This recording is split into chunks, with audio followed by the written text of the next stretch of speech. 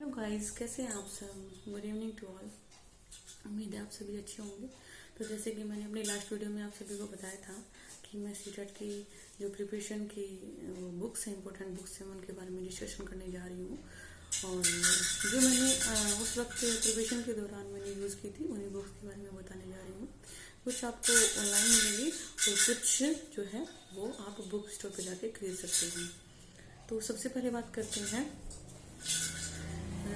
हिंदी की। ठीक है, फर्स्ट सेक्शन हम हिंदी लेते हैं। तो हिंदी के लिए सबसे जो बेस्ट बुक है वो है आदित्य पब्लिकेशन की। ठीक है, एक वाइट से कवर में आती है और उस पर ब्लैक डॉट में लिखा होता है आदित्य पब्लिकेशन, यही बुक है। वो सिंपल कवर में आती है। ठीक है, और इलाहाबाद प्रकाशन की है वो। मेरे पास अभी अवेलेबल नहीं है क्योंकि जब मैं लखनऊ कोचिंग कर रही थी उस वक्त मैंने वहीं से खरीदी थी वो, और मेरे पास अभी मौजूद नहीं है, वरना उसका मैं कवर फोटो भी आपको दिखा सकती थी। और सेकंड जो बुक है वो आप हिंदी के लिए, उसमें क्या है, जो आदित्य पब्लिकेशन की बुक है उसमें जो लास्ट ईयर क्वेश्चंस होते हैं, उसमें वो सब है। और जो सीटेट के द्वारा जो फ्रेम किए जाते हैं क्वेश्चंस सीबीएसई के द्वारा, तो उसमें ऐसे ही जो कंटेंट है वो फ्रेम किया गया है। जैसे पीसीएस हो गया, यूपी पीसीएस हो गया, और लोअर पीसीएस हो गया, बीएड हो गया, टेट हो गया, इसके सबसे जितने भी लास्ट ईयर क्वेश्चन हैं उन सभी को ऐड किया गया है। और उसी तरह से एक मैपिंग के थ्रू उसमें समझाया गया है। बहुत अच्छी बुक है। हिंदी के लिए मैंने लूसेंट भी पढ़ी है, लेकिन मुझे खास इतनी अच्छी नहीं लगी। देखो, मैं किसी को सिमुलाइज नहीं कर सकती, लेकिन क्या है कि मुझे उससे अच्छी हिंदी के लिए बुक नहीं लगती। जब आप पढ़ोगे तो आप भी उसको अपने पास हमेशा रखोगे। और दूसरे सेक्शन पे चलते हैं तो वो है संस्कृत। संस्कृत के लिए एक यूट्यूब पे चैनल है संस्कृत गंगा के नाम से। उसमें जो टीचर है सरोग्य भूषण के नाम से टीचर हैं, वो पढ़ाते हैं, बहुत अच्छा पढ़ाते हैं। और उन्होंने खुद उस बुक को लिखा है। बुक का नाम है विजयी भवा। ठीक है, और मैंने उसको ऑनलाइन जाके ही पढ़ा था, पीडीएफ के थ्रू मेरे पास में है। और आपको अगर चाहिए तो आप कमेंट करके बताइएगा, तो मैं आपको वो पीडीएफ अवेलेबल करा दूंगी, या फिर आप मेरी वीडियो की डिस्क्रिप्शन में जाइए, उसमें आपको उस बुक का लिंक मिल जाएगा, आप वहाँ जाके पढ़ सकते हैं। तो ये इलाहाबाद प्रकाशन की है, वो यहाँ तक अभी नहीं आई है क्योंकि 2 साल पहले ही उन्होंने वो बुक लिखी है।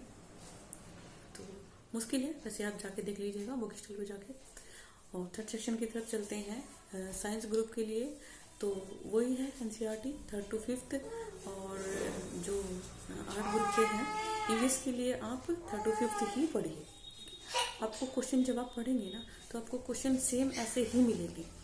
और फिर आप इसमें क्या है कि एसएसटी के लिए जैसे 60 क्वेश्चन हो गए, तो हमारे जो साइंस ग्रुप के हैं, साइंस ग्रुप में 30 क्वेश्चन साइंस के आते हैं और 30 क्वेश्चन मैथ के आते हैं।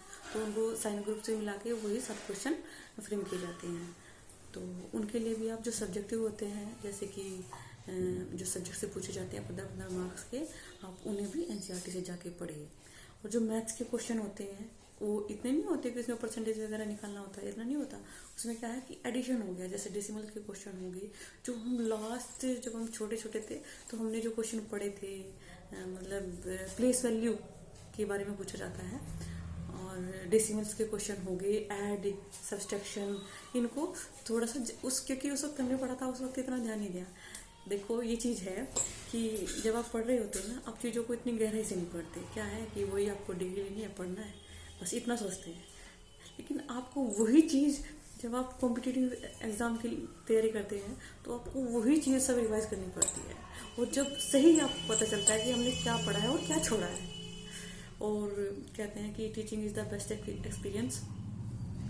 तो जब आप टीचर बनते हैं तो मान लीजिए हमें किसी ने एक एग्जीबिशन चल रहा था, तो ऐसे जैसे कि बाहर से आते हैं गेस्ट एग्जामिन करने, तो वहाँ उन्होंने एक चीज़ बोली थी कि आप जब आप पढ़ रहे होते हैं, जब आप बच्चे हैं पढ़ रहे होते हैं 10th में, 12th में, इंटर में या बीएससी में, तो तब आप उन चीज़ों को इतनी गहराई से नहीं पढ़ते। लेकिन जब आप उसी चीज़ को पढ़ाते हैं बच्चों को, तब आपको छोटे से बिंदु को आपको नोट आउट करके चलना पड़ता है। क्यों? क्योंकि आप जब टीचर हैं, आपसे बच्चे कोई भी क्वेश्चन कर सकते हैं, तो तब गहराई से आप पढ़ते हैं। और तभी असली चीज़ तो आपको तभी पता चलती है कि आपने कितना पढ़ा है और आपको क्या आता है।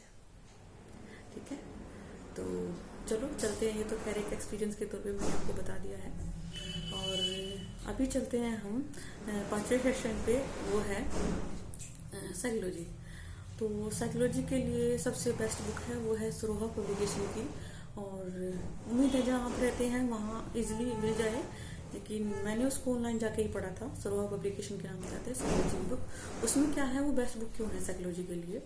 साइकोलॉजी के लिए इसलिए बेस्ट है क्योंकि उसमें जो है लास्ट ईयर के सीटेट के क्वेश्चन जो है उनको मतलब इंक्लूड किया गया है, और जैसे क्वेश्चन सीटेट में पूछे जाते हैं उन्होंने खुद अपनी तरफ से उस बुक में ऐड भी कुछ क्वेश्चन किए गए हैं, तो उन्होंने फ्रेम भी ऐसे ही किया है, और कंटेंट को बहुत अच्छे से समझाया हुआ है।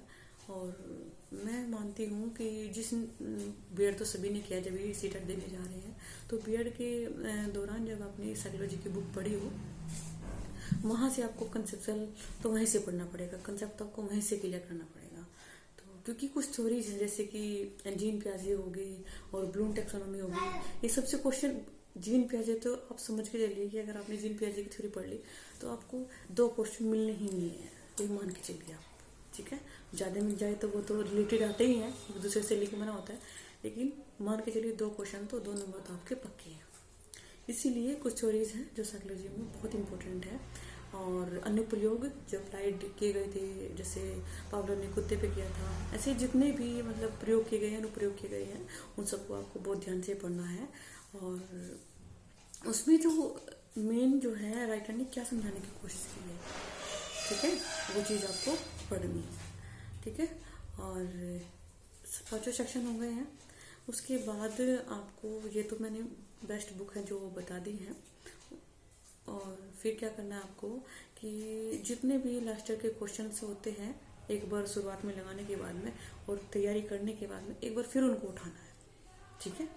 और आपको ये देखना है कि क्या मैं इनको फिर से पढ़ने के बाद में इनको कवर कर पा रहा हूँ, ठीक है। जो मैंने अपनी प्रिपरेशन की है और जो मैंने अपने दिमाग को फ्रेम किया था सीटेट के लिए, क्या मैं उन क्वेश्चन को सोल्व कर पा रहा हूँ?